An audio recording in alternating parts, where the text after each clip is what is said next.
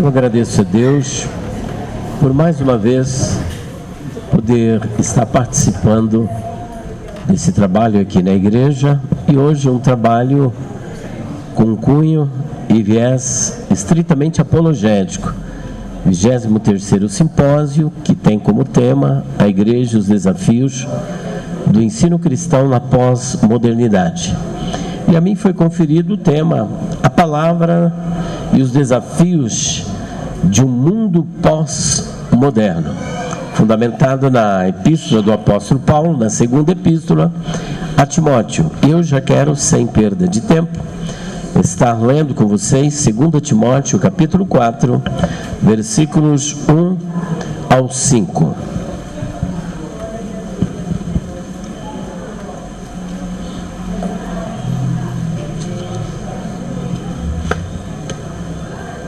Conjuro-te, pois, diante de Deus e do Senhor Jesus Cristo, que há de julgar os vivos e os mortos na sua vinda e no seu reino, que pregues a palavra, instes a tempo e fora de tempo, redarguas, repreendas, exortes com toda a longanimidade e doutrina, porque virá tempo em que não suportarão a sã doutrina, mas tendo comichão nos ouvidos, amontoarão para si doutores, conforme as suas próprias concupiscências, e desviarão os ouvidos da verdade, voltando às fábulas.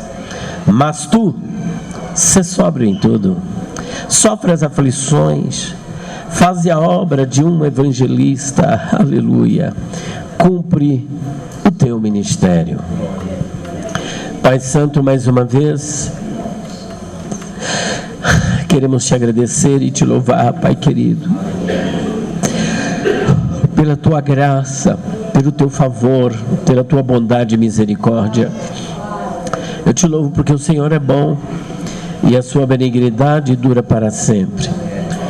Louvo também pela tua graça que não tem faltado e que tem nos sustentado e que nos tem capacitado para falar dos teus conselhos, dos teus arcanos, dos teus segredos. Capacita-me nesta noite para falar ao teu povo a tua palavra, que não pode mentir e que permanece para sempre no céu e que é a verdade que nos liberta. Renova-nos nesta noite, Pai. Senhor, unge o nosso entendimento, Pai, a fim de que com todos os santos possamos compreender a altura, a profundidade, a largura e o comprimento, e conhecer o amor de Deus que excede todo entendimento. Eu te louvo, Pai, em nome do Senhor Jesus. Amém. Graças a Deus. Quero agradecer aqui ao pastor Kleber e a todo o corpo de obreiro envolvido neste evento, e agradecer a toda a igreja que prontamente, atendendo ao chamado do pastor, vieram também para juntos refletirmos sobre a palavra de Deus. Meus queridos irmãos, esse tema é um tema extremamente relevante, a palavra e os desafios de um mundo pós-moderno. Eu quero iniciar dizendo que o liberalismo teológico, que surge por volta do século XIX, ele trouxe, na verdade, muitas novidades e exerceu uma grande e forte influência sobre o pensamento cristão, sobre a teologia cristã. E esses desafios nós precisamos encará-los, porque o liberalismo teológico é um movimento teológico, filosófico extremamente pernicioso. E um dos grandes ataques do liberalismo teológico é justamente contra a palavra de Deus. Porque para o liberalismo teológico não existe um absoluto moral. Ou seja, não existe um princípio, um fundamento por meio do qual a igreja deve ser norteada. E por conta disso, surge nessa mesma esteira aquilo que nós chamamos de relativismo moral. Porque se não existe um absoluto moral, nós voltamos ao período da judicatura, ao período dos juízes. No capítulo 17 de Juízes, versículo de número 6, também reverberado por um outro texto no livro dos Juízes, capítulo 21, versículo de número 21, 25, está escrito que naquele tempo não havia rei em Israel, e cada um fazia o que achava ou o que parecia mais certo aos seus próprios olhos. Portanto, não havia uma palavra, um fundamento para nortear.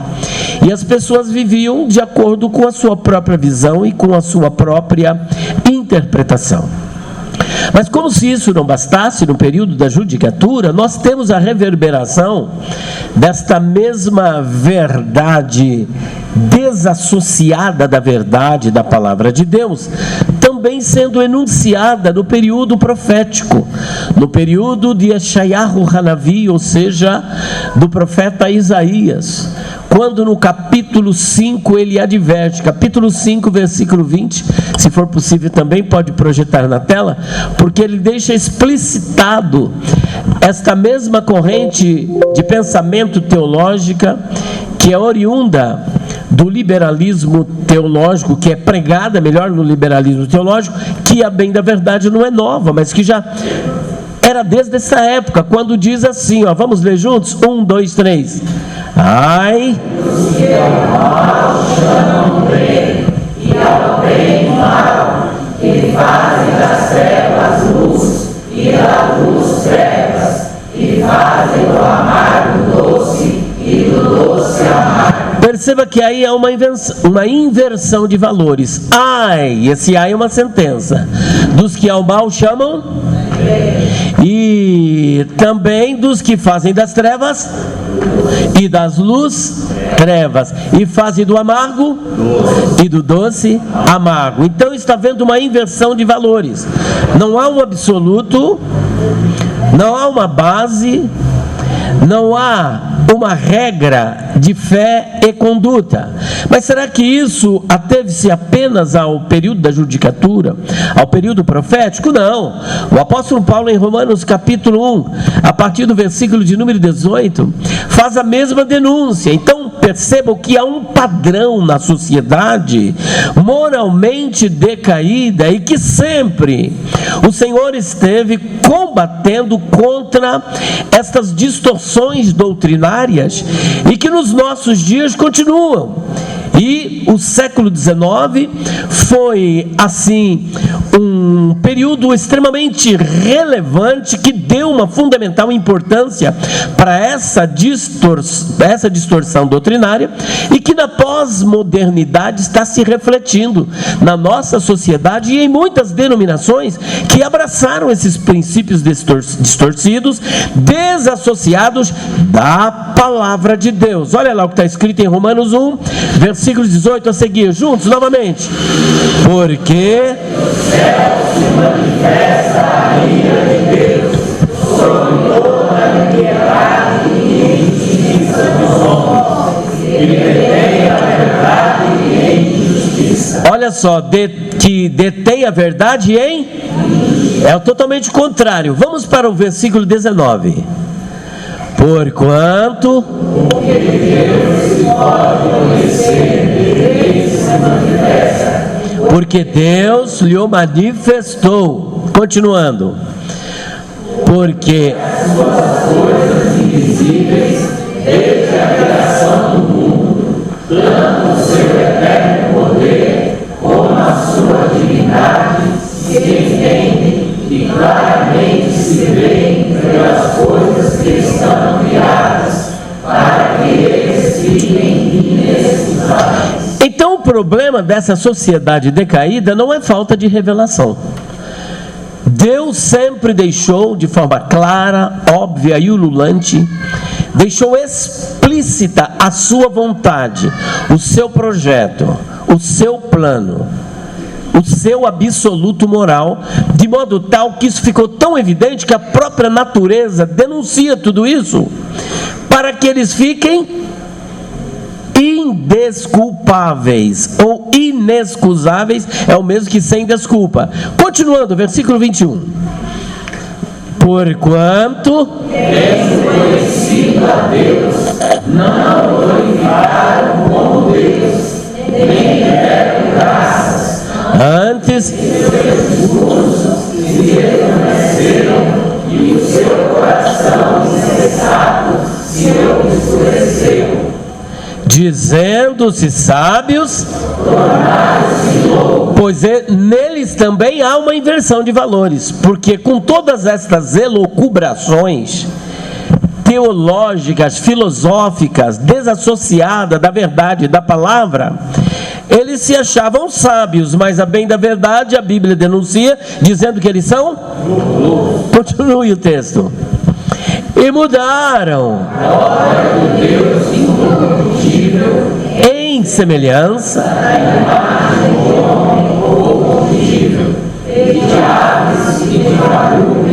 e de répteis. E o que eles fizeram mais?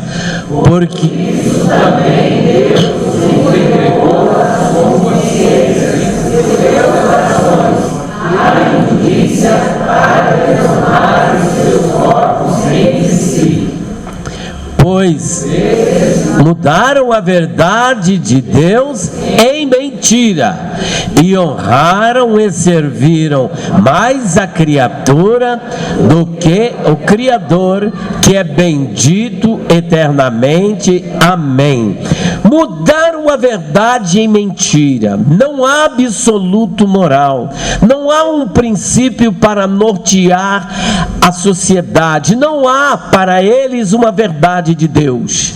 Mas eu louvo a Deus que na oração sacerdotal, em João capítulo 17, versículo de número 17, o Senhor Jesus, dirigindo-se ao Pai, disse: Pai, santifica-os na verdade, a tua palavra é a verdade. Portanto, a palavra é a verdade, a palavra é a palavra de Deus, a palavra permanece para sempre no céu, a palavra é que nos norteia, a palavra é o nosso absoluto moral, a palavra é a verdade que nos restaura, a palavra é a verdade que nos salva, a palavra nos aviva, a palavra nos renova, a palavra nos fortalece, a palavra nos esclarece, a palavra é a nossa luz na escuridão. Disse o salmista: lâmpada para os meus pés é a tua palavra, e ela é luz para os meus caminhos. Como purificará, pois, o mancebo seus caminhos? Observando segundo a tua palavra. É a palavra, é a palavra, é a palavra. E quem ama a palavra, adore nesta noite, porque hoje é a festa da palavra. Derramanai de canturriba lamanaia.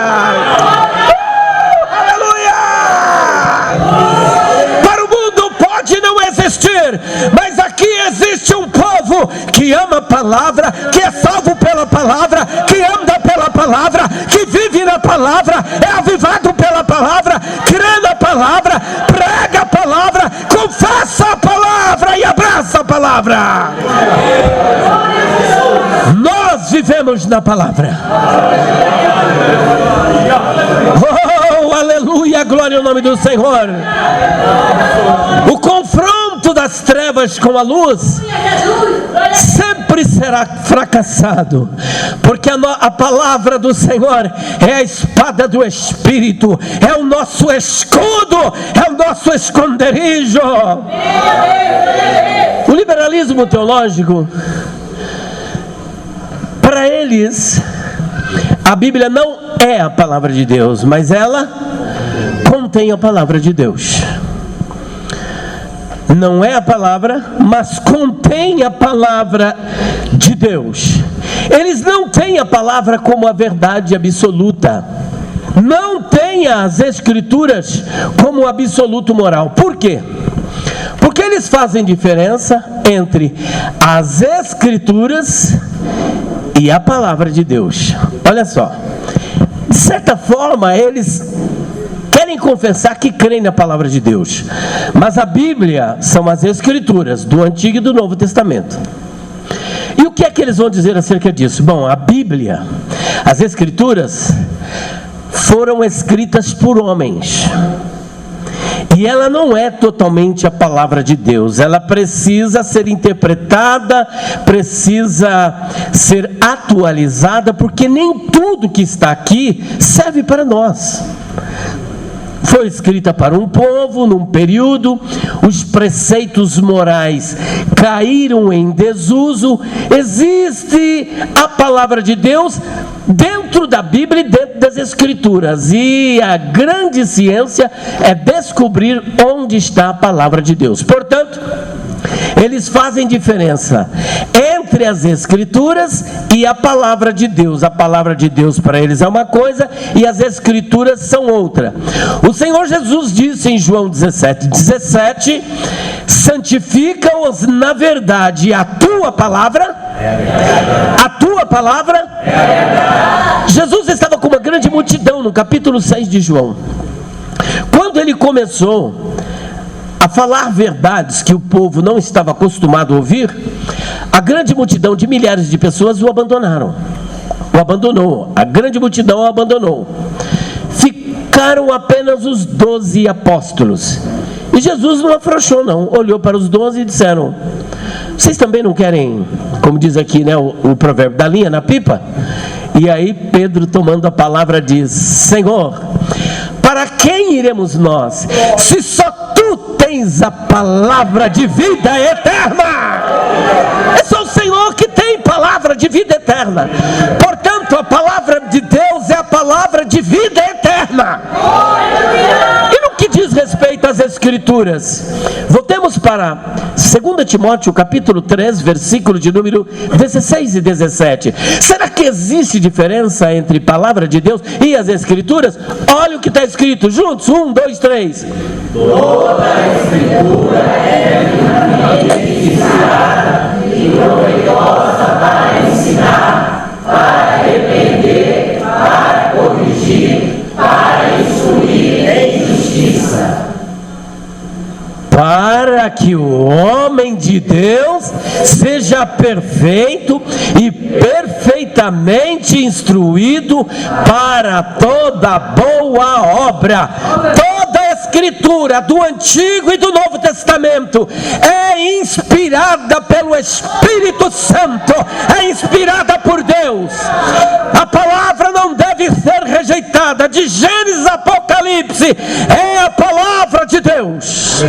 E o apóstolo Pedro, em 2 de Pedro, capítulo 1, versículo 20 e 21, ele reverbera e subscreve esta verdade que o apóstolo Paulo apresenta a Timóteo no capítulo 3, 16 e 17. 2 de Pedro, juntos, 1, 2, 3. Sabendo primeiramente isso, que nenhuma profecia da Escritura é de particular interpretação, porque a profecia nunca foi produzida por vontade de homem algum, mas os homens santos de Deus falaram inspirados pelo Espírito Santo. Eles não inventaram. Aleluia. Eles não criaram. O apóstolo Paulo, naquele texto áureo que nós usamos geralmente no dia da ceia, 1 Coríntios capítulo 11, versículo 23, olha lá o que ele diz, ó. 1, 2, 3. Porque eu recebi do Senhor o que também vos ensinei. Só isso. Porque eu recebi do Senhor o que também vos ensinei. O apóstolo Paulo sintetizava na sua personalidade as 3 grandes culturas da época: a helênica, que é a grega, a romana e a judaica. Ele era cidadão do Império Romano, conhecia muito bem de leis, era um verdadeiro advogado do cristianismo e um apologista. Fora isso, ele era doutor da lei que excedeu em judaísmo, era poliglota, enfim, Ele era uma pessoa extremamente versátil e agregava grandes valores do ponto de vista acadêmico e social à sua personalidade. Conhecia de rabinismo, conhecia de leis, conhecia de filosofia. Tanto é verdade que lá em Atenas ele esteve na Ágora, que era o grande palco onde havia grandes discussões teológicas e filosóficas, e ali ele esteve envolvido em debates com os estoicos, com os epicureus, e depois da sua exposição, muitas pessoas vieram para Cristo. Ele está dizendo o seguinte: o que eu estou apresentando para vocês, o que eu entreguei para vocês, não partiu do meu conhecimento filosófico, não é fruto do meu conhecimento rabínico, não é fruto do meu conhecimento das leis romanas, não é fruto dos historiadores de Plínio Moço, de Cícero, nada disso. O que eu entreguei para vocês foi o que eu recebi, e eu recebi diretamente da fonte. A fonte é lá em cima, porque eu vos entreguei aquilo que eu recebi do Senhor. Eu falo de acordo com as Escrituras, eu falo de acordo com a palavra, eu falo com o povo de Deus sobre a palavra de Deus para entregá-los a Deus, e é por isso que tem autoridade a palavra de Deus. Então ele não inventou nada. O que nós recebemos é o que ele também recebeu. Andou com o Senhor Jesus, foi até o terceiro céu arrebatado, ouviu palavras inefáveis, e diferente dos outros apóstolos, após a ressurreição, Jesus apareceu para Paulo várias vezes, dando-lhe instruções, ao ponto do apóstolo Pedro escrever o seguinte, com a sabedoria com a qual o nosso irmão Paulo nos escreveu, em que há pontos difíceis de entender, que os indoutos torcem para a sua própria condenação. Portanto, havia nos arcanos de Deus algo que foi revelado exclusivamente para Paulo, que não foi revelado para os apóstolos. Ele, portanto, é o doutrinador, o discipulador, o ensinador da igreja cristã. E é por isso que nós estamos na palavra, andamos pela palavra e temos a palavra como nosso norte, como a nossa orientação. Agora, voltando aqui à carta de Paulo, o apóstolo Paulo, ele escreve essa carta nos últimos dias de sua vida aqui na terra. Mas o apóstolo Paulo, ele encarava a cada momento e aproveitava cada tempo, ele otimizava o tempo. Timóteo era o seu pupilo. Na sua primeira viagem missionária, juntamente com Barnabé, ele conquista a família de Timóteo, a sua avó Lóide, a sua mãe Eunice e depois a Timóteo. No capítulo 16 de Atos dos Apóstolos, capítulo 18 mais especificamente, o apóstolo Paulo, ele já está na sua segunda viagem missionária, que é capítulo 16, e havia um bom testemunho dos irmãos acerca de Timóteo, e ele faz questão de levar Timóteo para as suas viagens, e ele começa a trabalhar a vida deste jovem este a quem ele chama de meu filho. Segundo, meu verdadeiro filho. Terceiro, meu amado filho. E depois ele o chama de meu filho amado. Expressão esta usada pelo próprio Pai em relação ao seu filho, o Senhor Jesus Cristo. Este é o meu filho amado em que minha alma tem prazer. Portanto, Paulo investia no ministério de Timóteo. Timóteo foi alguém que recebeu o ministério do Senhor através de Paulo, através do presbitério. Paulo tinha o seu ministério, o seu chamado, mas Timóteo também tinha o seu chamado, e Paulo reconhecia isso em Timóteo. E nós veremos na sua segunda carta, capítulo 1, 2 Timóteo, capítulo 1, versículo de número 13 a seguir. Olha as palavras que Paulo utiliza. Capítulo 1, a partir do versículo de número 13. É 2 Timóteo 1, versículo 13. Juntos. Desativou o áudio. Esse aqui você pode deixar. Se você quiser desconectar, é só aqui, ó. Você muda aqui. Aí você deixa um no microfone da igreja e outro da igreja. Mas como ele não está falando, não precisa desligar. Desejando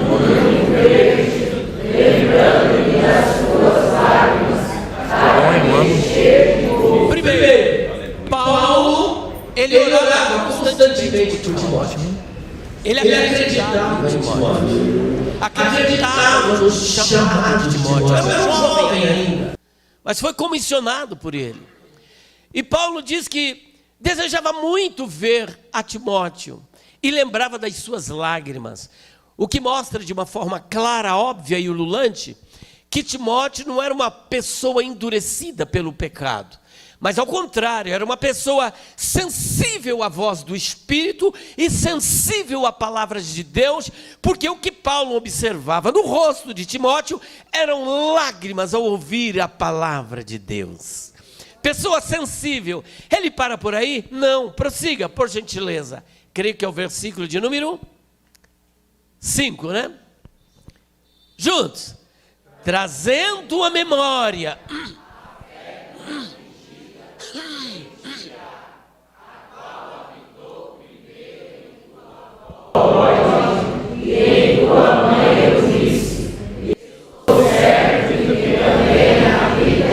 Segura esse texto, por favor.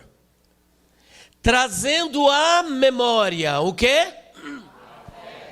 Não fingida, que em ti não é a fé que há em mim, é a fé que há. A fé que há.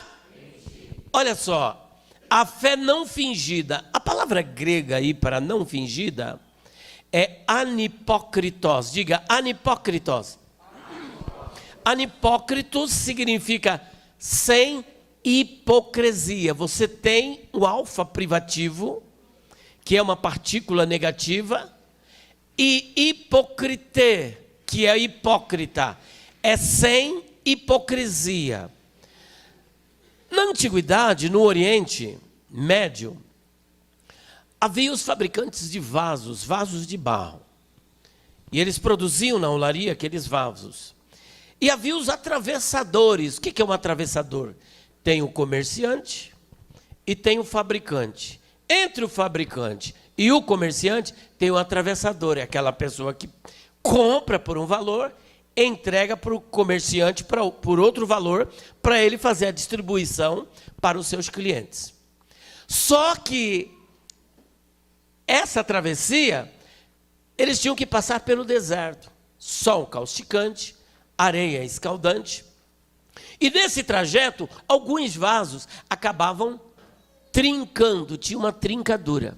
Sabendo disso, o que é que os atravessadores faziam? Eles levavam cera. O que eles levavam? Cera. E tinta. Quando aqueles vasos trincavam, o que eles faziam? Pegavam cera, passavam ali na trincadura, alisavam, e depois passavam uma pintura, e o vaso, olhando assim, o vaso estava perfeito. O vaso estava perfeito. Aí o que ocorre? Eles iam vender aquele vaso lá no mercado como se fosse um vaso sem trincadura, um vaso sem rachadura, um vaso perfeito. Mas com o tempo os comerciantes começaram a perceber o embuste, o engano, a mentira, a hipocrisia. E aí, quando os atravessadores chegavam para vender novos vasos, eles davam uma olhada assim e perguntavam para os atravessadores. Aí uma expressão latina. Esse vaso, ele é sincerum. Esse vaso, ele é sincerum. Como é que é? Porque a expressão sincerum é análoga a anipócritos.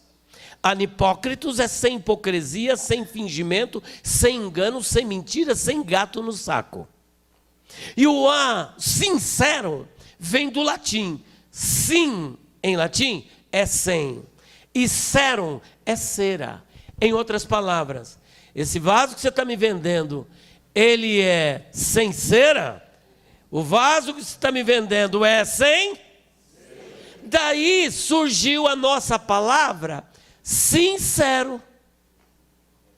Esse vaso é sincero, não tem nenhuma maquiagem, não tem nenhuma máscara, está tudo bonitinho, está tudo certinho, não foi pintado, não foi colocado no cera. Eu posso confiar em você, você é o que está dizendo que é.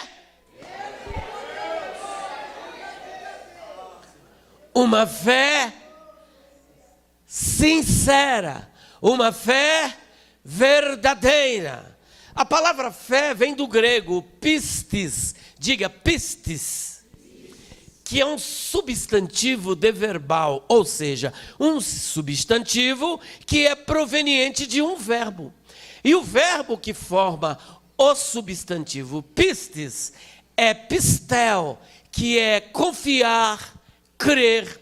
Só que neste caso, a palavra fé, ela tem um campo semântico muito amplo, ela tem muitos significados, e ela deve ser entendida à luz do contexto. Quando Paulo está falando da fé não fingida, ele não está falando da fé no sentido de acreditar em Deus, mas fé, neste caso, dentro do contexto da carta que ele vai tratando, tem a ver com o conjunto de doutrina proveniente da verdade da palavra de Deus.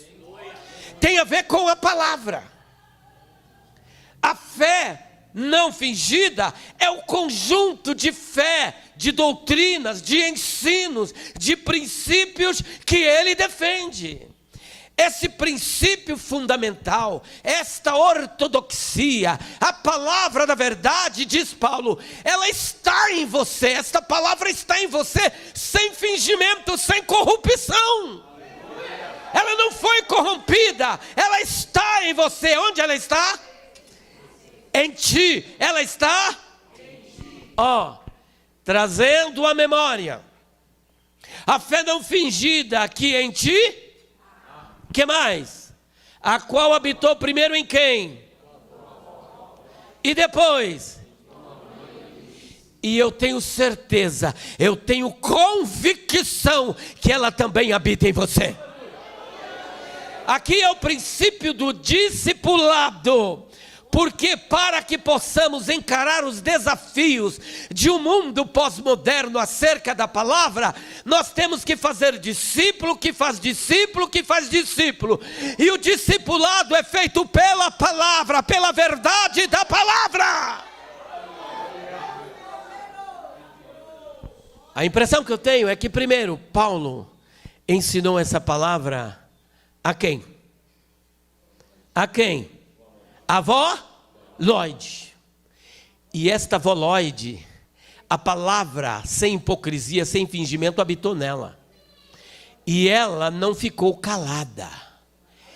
Ela, seguindo o princípio do judaísmo, do princípio da Torá, ela pegou Eunice e comunicou a ela as verdades que ela recebeu do apóstolo Paulo. Eunice, da mesma sorte, quando recebeu a palavra, ela não ficou somente para si, ela ensinou para Timóteo. Paulo recebe, entrega para Lloyd, Lloyd recebe, entrega para Eunice, Eunice recebe e entrega para Timóteo, ao ponto de Paulo dizer: pelo discipulado que eu fiz da tua avó e da tua mãe, eu tenho certeza que elas não ficaram caladas. Você recebeu a palavra da verdade. Esta palavra habita em você. Aleluia! O que é que estamos fazendo com a palavra que temos recebido? Nós temos passado por nossos filhos. Porque para enfrentar os desafios da pós-modernidade, o filho precisa estar na palavra. Para enfrentar as faculdades que têm uma agenda compromissada com o relativismo moral, uma agenda compromissada com o liberalismo, uma agenda compromissada totalmente com a teologia inclusiva, com as vertentes filosóficas que procuram desviar os nossos filhos da verdade. O que é que temos apresentado para eles? Nós precisamos apresentar a palavra, a palavra, a palavra e a palavra. O salmista disse: bem-aventurado o varão que não anda segundo o conselho dos ímpios, nem se assenta no caminho dos pecadores, na roda dos escarnecedores. Não se detém no caminho dos pecadores e nem se assenta na roda dos escarnecedores. Antes tem o seu prazer na lei do Senhor, e na sua lei medita de dia e de noite. Pois será como árvore plantada junto à corrente de águas, a qual dá o seu fruto na estação própria, e cujas folhas não caem, e tudo quanto fizer,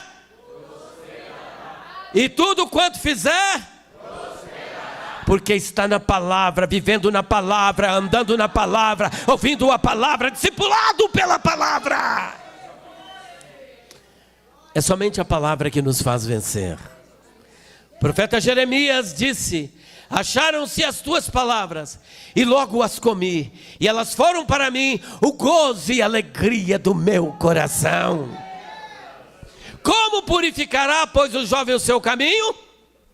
Observando segundo lâmpada para os meus pés, e ela é luz para os meus caminhos. Satanás foi tentar Jesus no deserto: se tu és o Filho de Deus, faça com que essas pedras se tornem em pães. E o que é que Jesus respondeu? Está escrito: nem só de pão viverá o homem, mas de toda a palavra que sai da boca de Deus. É pela palavra, é combater pela palavra. Em Colossenses 3,16, olha o que está escrito ali, olha que interessante. Colossenses 3,16, juntos, 1, 2, 3. A palavra de Cristo habite em vós abundantemente, em toda a sabedoria, ensinando-vos e abençoando-vos uns aos outros, com salmos, hinos e cânticos espirituais, cantando ao Senhor com graça em nosso coração. Olha que conselho Paulo está dando para a igreja de Colosso. Mas olha só o que ele diz no início. Só a parte A. 1, 2, 3.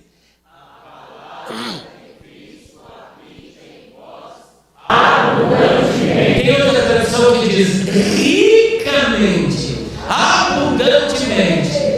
Tem um autor, eu não lembro o nome do livro que ele escreveu. Ele fez uma ilustração que eu achei extremamente conveniente para este momento. Ele traduziu a palavra de Cristo habite em vós ricamente da seguinte maneira: uma pessoa que tem R$1.000, ela pode dizer que ela é rica?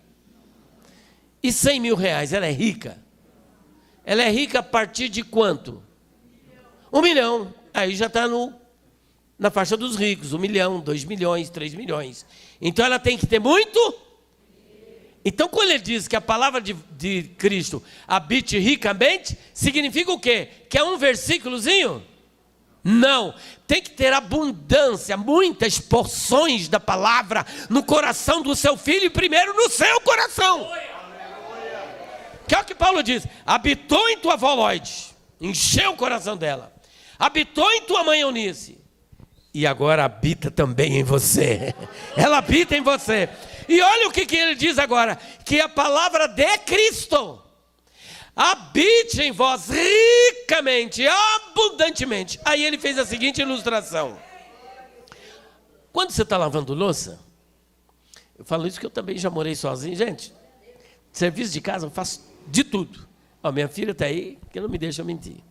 Almoço, lava roupa, eu não gosto muito, mas que eu faço, eu sei fazer. Você pega um prato com água, preste atenção.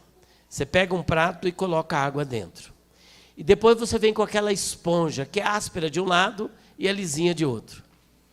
Você pega aquela esponja e você coloca dentro do prato. O que a esponja vai fazer? Eu não entendi. Vai o quê? Sugar a água. Aí você tira aquela esponja e coloca num prato que está seco.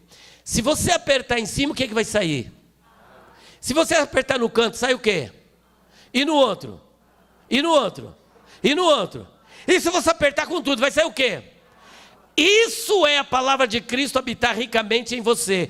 Na hora da tentação, da tribulação, onde a prova te apertar, vai sair palavra, palavra, palavra, por cima, do lado, pelo canto, pelo outro. Qualquer lugar que te apertar, vai sair a palavra.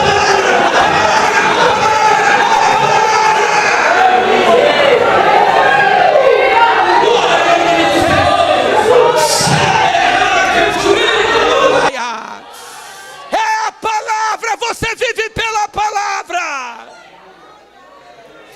Nebra Ramanai de Canchuripa Lamanaia. É a noite da palavra.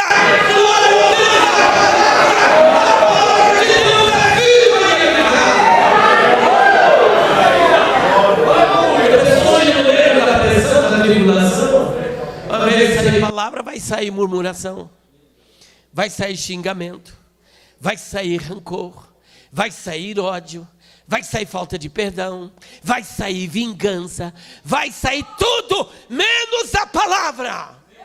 Jesus na provação disse: nem só de pão vive o homem, mas de toda a palavra, de toda a palavra, de toda a palavra.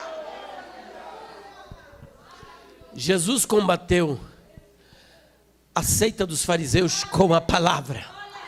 Combateu a doutrina dos saduceus com a palavra. Combateu as heresias com a palavra. Combateu o diabo com a palavra. E nós vamos combater a pós-modernidade, esse lixo do diabo vindo pela teologia liberal, com a palavra, com a palavra. Nós somos o povo da palavra, a igreja da palavra, salva pela palavra.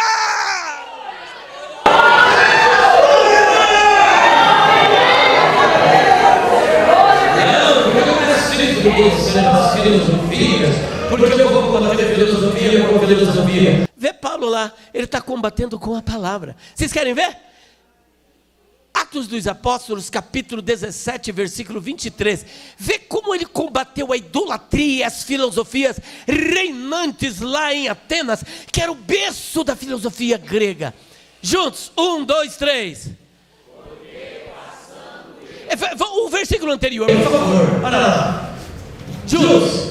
Estando Paulo no meio da Areópago, era onde estava a água, onde havia grandes discussões filosóficas. Ali estavam os estoicos e epicúreos, homens versados na filosofia, no intelectualismo, no academicismo. Olha como Paulo confrontou tudo isso. Vamos lá.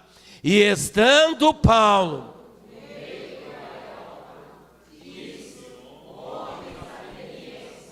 em tudo vos vejo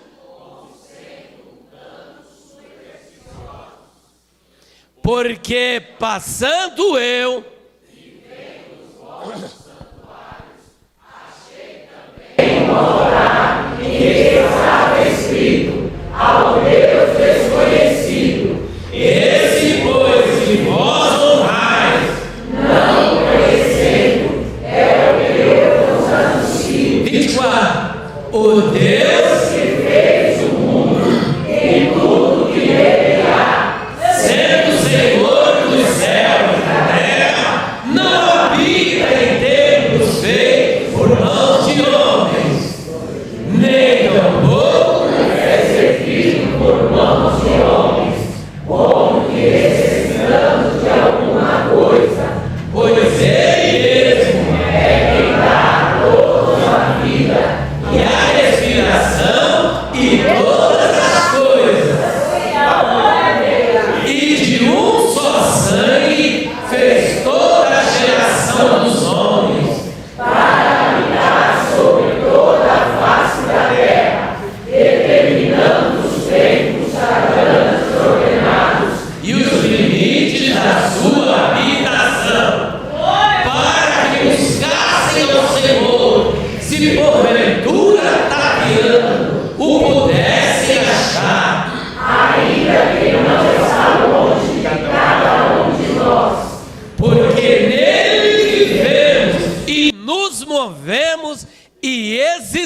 ouvimos, como também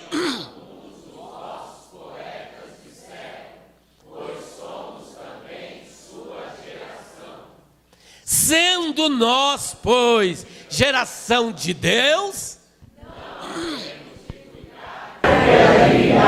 seja semelhante ao ouro, ou à prata, ou à pedra,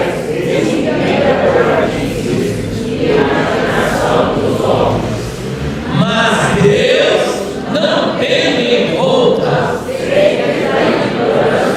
Ordena agora a todos os homens e em todo lugar que se arrependam, porquanto tem determinado um dia em que com justiça há de julgar o mundo por meio de um homem que destinou e disso deu certeza a todos, ressuscitando dentre os mortos. Continua.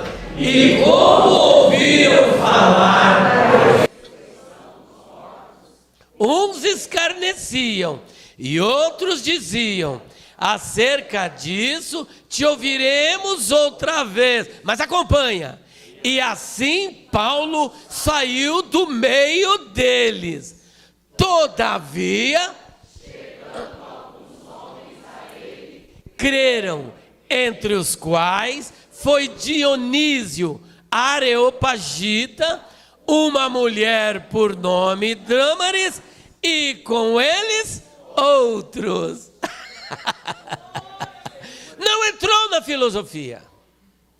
Ele falou da ressurreição, falou da obra de Cristo, falou da obra da criação, repetiu por várias vezes Deus como aquele que nos criou, que trouxe a existência e aquele que nos sustenta. Então ele combateu o ceticismo pela palavra e no final, vocês viram que houve salvação. É pela palavra, a vitória é da palavra. Nós vivemos pela palavra, triunfamos pela palavra. Gente, a minha introdução foi muito longa. A negação, portanto, eu já vou entrar direto aqui no... Vamos aqui para algumas considerações. Paul Hoff, no seu livro O Pentateuco, logo na introdução, ele disse o seguinte: a prova concludente do amor divino consiste no fato de que um dia Deus se revelou ao homem. Eu vou repetir.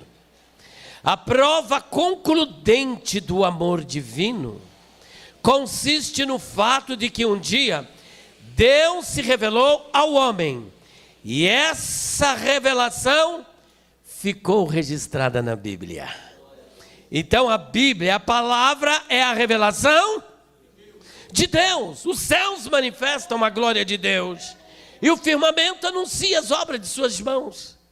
Lá no primeiro livro nós temos a expressão hebraica Bereshit bara Elohim et hashamayim ve'et haaretz. Em princípio, Elohim, Deus, criou os céus e a terra. É isso que Paulo está falando lá no Areópago.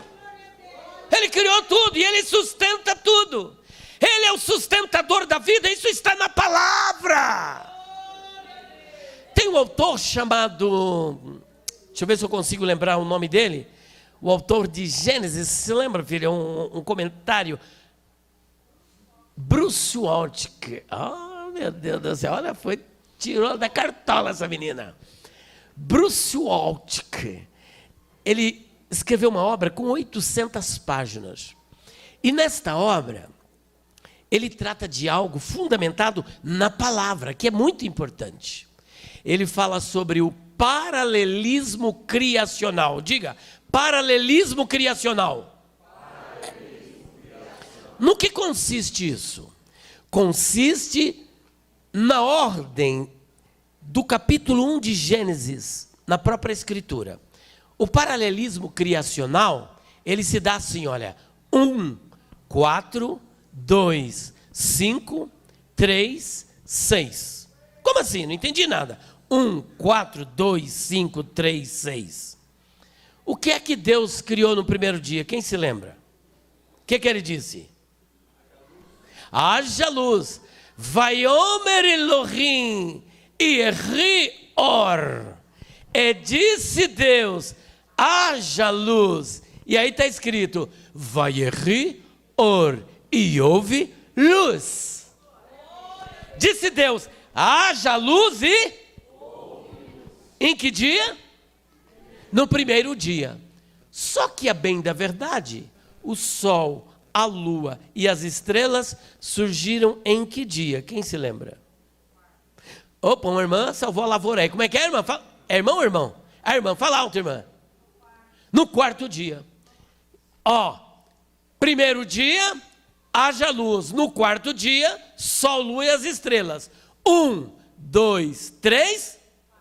Então, no quarto dia, surge o sol, a lua e as estrelas. Isso é paralelismo. E no segundo dia, quem se lembra o que Deus criou? A porção, os céus e as águas. Ele diz, haja a porção, os mares, ele cria os mares. E juntamente com os mares, ele cria os céus. No segundo dia. E no quinto dia, quem se lembra o que foi que ele criou? No quinto dia, ele criou as aves. Primeiro dia, a luz. No quarto dia, sol, lua e estrelas. No segundo dia, as águas e os céus. E no quinto dia, ele criou as aves e os peixes. Prestem atenção, gente. No segundo dia, ele criou as águas. E também... E no quinto dia, ele criou as aves e os peixes. 2, 3, 4, 5. E no terceiro dia, quem se lembra o que foi que ele criou? No terceiro dia, ele criou a terra. Ele criou, haja porção seca, que sai do meio das águas, a porção seca. No terceiro dia, aí passa 4, 5, 6. No sexto dia, o que ele cria? Os animais. E depois, o homem por último. Por último, ele cria o quê? O homem. Sabe por quê? Para ele não dar palpite. Ficou por último. Preste atenção no cuidado providencial de Deus, que a palavra nos revela, gente. Por isso é que nós devemos pregar a palavra, como Paulo disse a Timóteo. Prega a palavra, instes a tempo e fora do tempo, redarguas, repreenda, corrige com toda a doutrina, porque chegará tempo em que não sofrerão a sã doutrina. As pessoas não terão mais a Bíblia como base. Não vão querer mais a Bíblia como sustentáculo da sua fé. Primeiro dia, a luz. Sabe por que Deus criou a luz? Essa luz não foi o sol, não foi a lua, nem foi as estrelas. Para que as pessoas não adorassem o sol, a lua e as estrelas. Porque mesmo assim passaram a adorar o sol, a lua e as estrelas. Deus está mostrando que antes da criação do sol, da lua e das estrelas, existe uma luz que é superior a todas essas luzes que um dia vão se apagar. Porque haverá um momento em que o mundo não será mais iluminado nem pelo sol, nem pela lua e nem pelas estrelas. Porque o Cordeiro, o próprio Deus, será a lâmpada, será a luz. Se tem que adorar, adore a luz do mundo. Jesus disse, eu sou a luz do mundo. E quem me segue não andará em trevas. E lá no quarto dia veio a criação do sol, da lua e das estrelas. Foi o quarto lugar. No segundo dia, as águas e os céus. Sabe por quê? Porque no quinto dia, o que é que ele cria? Os peixes e... Como é que ele vai criar um peixe sem ter água? E como vai criar aves sem ter sol para voar? Antes que os peixes chegassem, já havia água para nadar e para sobreviver. Antes que as aves chegassem, já tinha o céu para que elas pudessem voar. Terceiro ponto, Deus criou a terra e depois Ele cria os animais e o homem. Deixou o homem por último. Porque se Ele cria o homem e os animais sem ter terra, eles iam morrer afogados, porque não foram criados próprios para nadar. E também nem tampouco para voar. Deus deu toda a base do ecossistema para que os animais pudessem sobreviver, porque junto com a terra veio as árvores, os frutos e as vegetações, e tanto os animais como os seres humanos, no princípio eram herbívoros, se alimentavam de plantas e de frutos. Quando os animais chegaram, já tinham árvores, já tinha frutos, já tinha tudo para eles comerem. E quando o homem chegou, ele não teve que mexer com nada, já estava tudo pronto. E no outro dia, Deus trabalhou até um determinado momento, e o homem chega sem ter que fazer nada. O homem chega, já está tranquilo. Qual é a mensagem que Deus está nos dando pela sua palavra? Fique despreocupado, porque tudo isso que você está correndo atrás, eu criei antes de você existir. Você não existia, isso já tinha.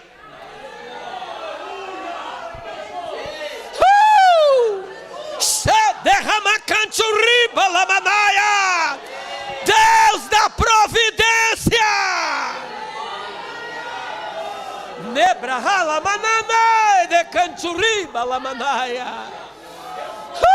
Aleluia. Adore o Deus da providência. Ele cuida, Ele cuida, Ele cuida, Ele cuida, Ele cuida.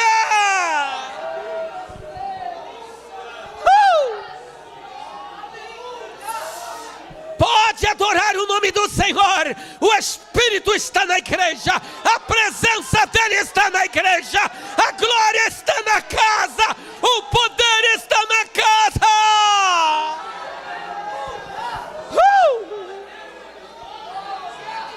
Nehemanai, não esteja preocupado, não esteja ansiosa, a palavra te garante a provisão.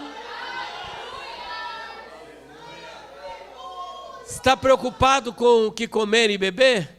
Antes de você existir, eu já fiz isso. Está preocupado com bife, com contrafilé, com filé mignon? Eu criei tudo isto. Está preocupado com o quê? Tudo antes de você existir, eu já trouxe, sabendo que você tinha necessidade. Jesus reverbera isso depois. Gente, tudo está na palavra, a gente tem que ficar na palavra. Vivendo na palavra, a promessa pela palavra, o sustento pela palavra. A fé vem pelo ouvir e ouvir a palavra. Deus está fortalecendo a tua fé, renovando a tua fé. Pela palavra, pela palavra, pela palavra. A palavra e os desafios do mundo pós-moderno. Se você ficar na palavra, não tem desafio que você não possa vencer.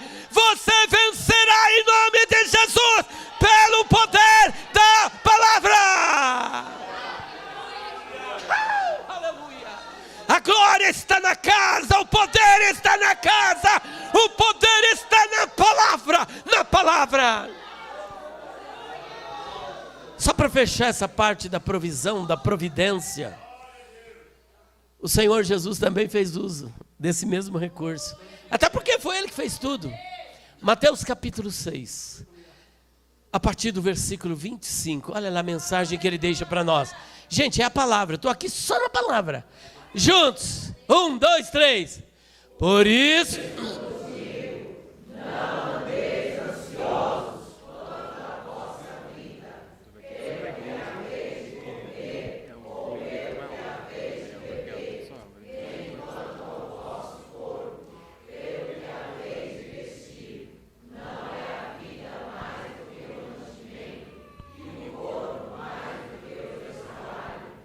que você acha que quando você nasceu, quando você nasce vestido de seda? De púrpura? De linho finíssimo? Você nasce como, gente? Pode falar. Como? Está preocupado com roupa, porque se você nasceu nu vim do ventre da minha mãe, e nu para lá tornarei. Deus me deu, Deus tirou. Bendito é o nome do Senhor.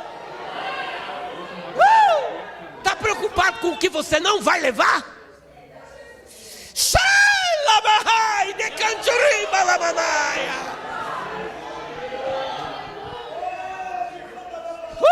Aleluia. Gente, a glória do Senhor está aqui, renovando a tua fé, tirando você da ansiedade, da depressão, da preocupação.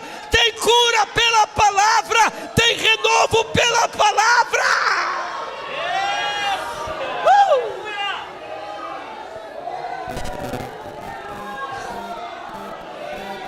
Oh, adorado é o nome do Senhor.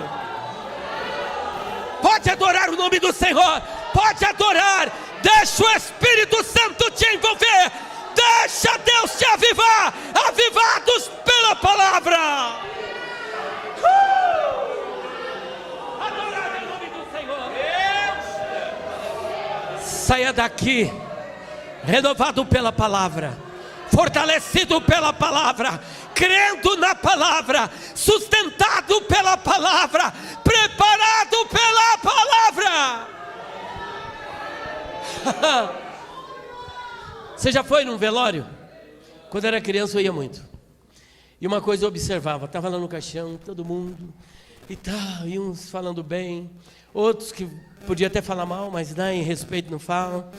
Mas eu olhava para o defunto, cheio de flor dentro do caixão. Vocês já observaram a mãozinha deles? Como é que fica? Como é que fica? Faz aí, como é que é? Como é que fica? Mas aonde? Se for barrigudo, em cima da pança. Se não for, vai em cima do tanquinho mesmo, né? E ali está assim, ó. Sabe por que ele está assim, com a mãozinha assim? A mensagem que ele está dizendo é a seguinte: não trouxe nada e não estou levando nada. Você quer agarrar tanta coisa e você não vai levar nada.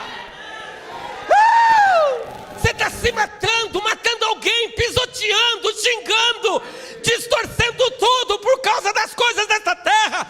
Fica na palavra, vive pela palavra, seja renovado pela palavra.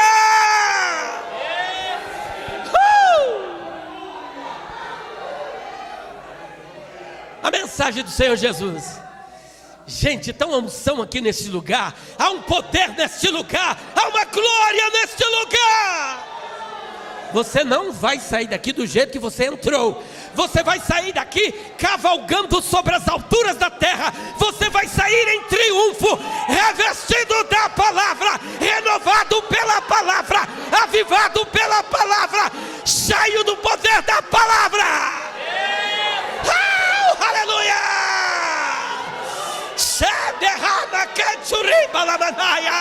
É a palavra, palavra, palavra, palavra. Oh, aleluia! Glória a Deus!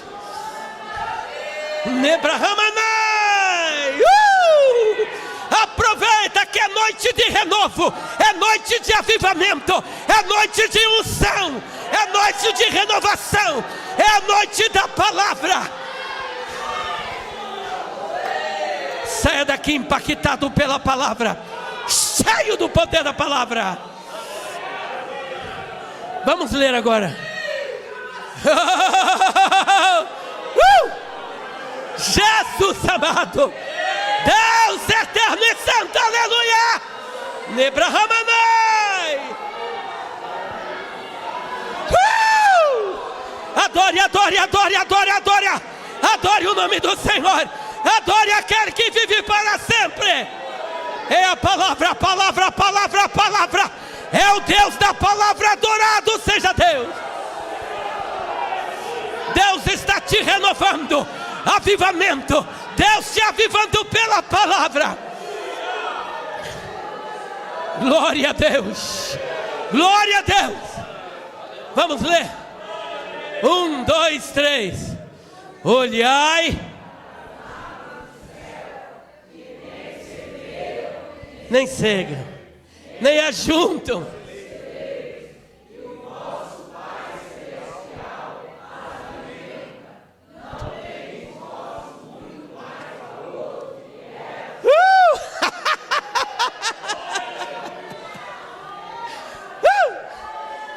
Olha lá, o que mais?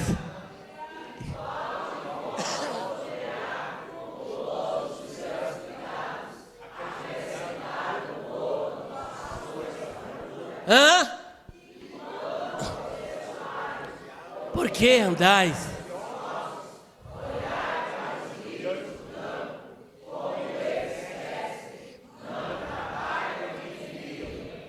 E eu vos digo.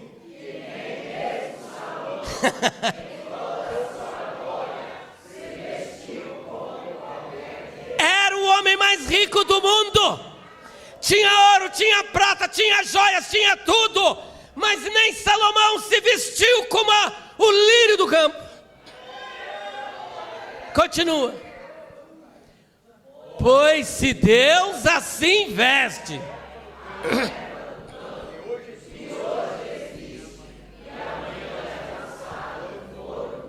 não vos vestirá,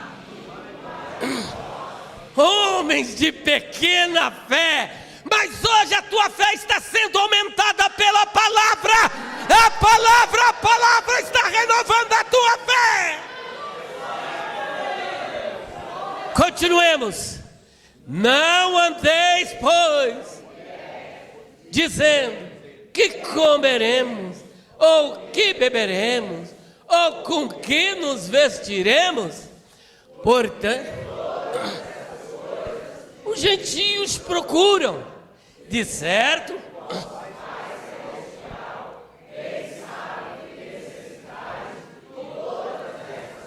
e agora, mas buscai e a sua justiça, e todas estas coisas vos serão acrescentadas. Busque a palavra.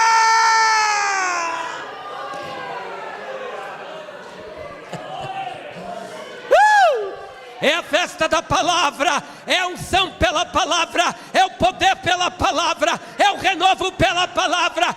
Deus está te renovando, Ele está aumentando a tua fé, Deus está te sustentando, te fortalecendo para vencer os desafios.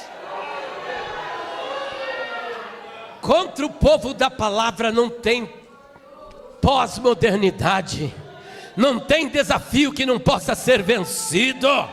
Não tem. Aquele que é poderoso para fazer tudo muito mais abundantemente, além daquilo que pedimos ou pensamos. Que Deus abençoe a todos vocês. Que Deus abençoe. Receba renovo pela palavra, poder pela palavra, avivamento pela palavra. Saia daqui andando no poder da palavra. Deus vos abençoe em nome do Senhor Jesus. Aplaudam a Jesus. Glória a Deus e a sua palavra, pois Ele é digno. Opa. Glória a Deus. Meu Deus do céu. É muito forte o negócio aqui, viu? Queridos, há muito tempo atrás, eu e minha esposa, nós éramos caseiros. Eu fui 13 anos caseiro, limpando igreja. Eu e minha esposa, lá nasceu a minha filha, lá nasceu o meu filho. E a gente viveu essa vida, uma pindaíba danada, de a irmã do ciclo de oração mandar a cestinha para a gente comer lá embaixo. Uma prova que só Jesus. Mas todas as coisas contribuem juntamente para o bem dos que amam a Deus. Um dia Deus usou uma profetisa, uma mulher de Deus. e falou assim: olha, Deus está tirando você daqui de baixo e te colocando lá em cima. Ela pregou e depois Deus a usou. Dentro de pouco tempo, o pastor setorial, que aqui chama presidente, lá é setorial, ele só disse assim: olha, nós estamos pensando em fazer uma reforma na igreja. Quando ele disse isso, eu falei: mulher, está na hora da gente sair. Para onde eu não sei, mas nós vamos sair. E Deus providenciou. Em 2007, dia 29 de janeiro de 2007, mudamos para Santana. E estamos em São Paulo desde 2007, vai fazer 20 anos para a glória de Deus. Só que ali naquela dificuldade, eu passei muitas humilhações que nem minha esposa ficou sabendo. Dificuldades financeiras. E um dia eu falei com Deus: Senhor, o que eu faço para poder sair desta situação difícil que eu estou passando? Vocês não imaginam o que Deus falou para mim.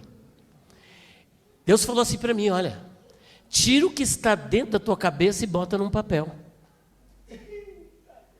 Falou: você está com a riqueza, só que está dentro da tua cabeça. As pessoas precisam conhecer isso. O primeiro livro que eu escrevi, que não tenho aqui, é um livro de poesias. Nossa, vendeu horrores. Depois eu escrevi essa obra aqui, ó, Perguntas Difíceis de Responder. Com quem se casou Caim? Onde esteve Jesus 12 aos 30? O que era o espinho na carne de Paulo? O que é a blasfêmia contra o Espírito Santo? Por que esse pecado não pode ser perdoado? Aqui tem 39 temas em 80 páginas. Posterior a esse, eu escrevi esse aqui, olha, Pergunta Difícil de Responder, volume 2. Jefité sacrificou sua filha? Quem foi Maria Madalena? De onde veio Deus? Quem criou o mal? Jesus tinha irmãos? De onde veio o negro? Gente, aqui tem 75 temas em 384 páginas. Depois veio esse aqui, ó. O cristão tem que guardar o sábado? Quantas tribos havia em Israel? Todo mundo diz 12, mas se eu disser para você que tinha 13? Quem são os filhos de Deus em Gênesis 6:2?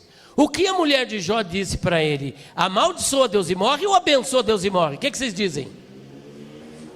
Como é que é?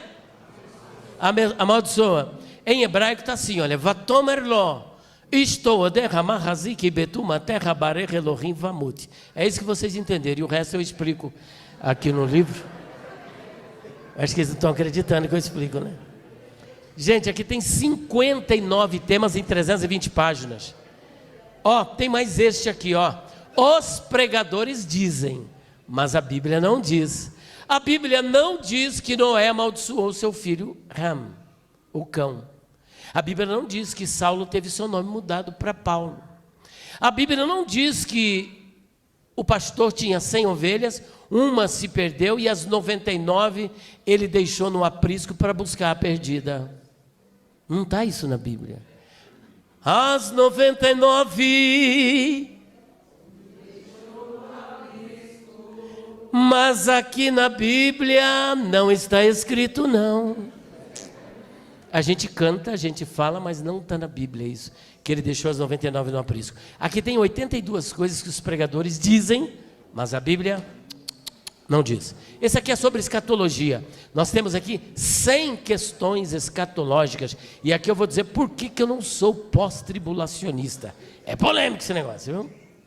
Tem mais. O que mais que temos? Esse aqui, ó, 480 páginas sobre a vida após a morte. 130 perguntas e respostas sobre a passagem do rico e Lázaro, que todos acham que era uma parábola, mas é uma história contada em forma de parábola. Sobre a alma, o destino da alma, o destino do justo, o destino do ímpio, está aqui nessa obra aqui. O que mais? Esse dicionário aqui deu trabalho. 1168 páginas. Eu venho trabalhando nele desde 2002, portanto 24 anos. Está com 300... Olha, a Edições Vida Nova, no site dela, estava vendendo por 360 só esse dicionário. Aqui tem centenas de questões, expressões idiomáticas, tem direito romano ligado ao cidadão do império. Aqui tem também onomatologia, nomes de pessoas, rios, vales, montes, deuses, no grego, hebraico, latim, aramaico. É um compêndio teológico, tem predestinação, livre-arbítrio, só ele. Lá é 360, aqui tem desconto. Só que hoje eu tenho um kit, tenho ele, esse daqui, olha, que sem desconto é 190, esse também sem desconto 190, esse 95, esse 95, esse 95 e esse 30. Hoje você leva tudo por 480 no Pix. Aí se eu quiser parcelado, 6 parcelas de R$90. Só que tem uma boa notícia para você. Quando você leva esse kit aqui, por 480 ou 6 de 90, eu tenho um curso de hebraico para você ler, escrever e transliterar em hebraico. É esse módulo, 12 videoaulas, uma Bíblia hebraica em áudio e o áudio do livro que você vai receber o link para estudar o resto da sua vida, quanto você quiser. Esse curso normal custa 680. Aí se eu comprar o kit, você não paga nada pelo curso de hebraico. Uau! Ah, mas se eu quiser comprar separado? Vendo separado e dou desconto. Tá bom, queridos? Estarei eu e minha filha ali fora. Aceitamos Pix, cartão, dinheiro. Eu vou falar igual o pessoal da congregação. Quem sentir, compre. Mas eu não sou da congrega, eu sou da assembleia. Então, se não sentir, compre do mesmo jeito. Tendo condição, pode comprar. Meu querido, muito obrigado.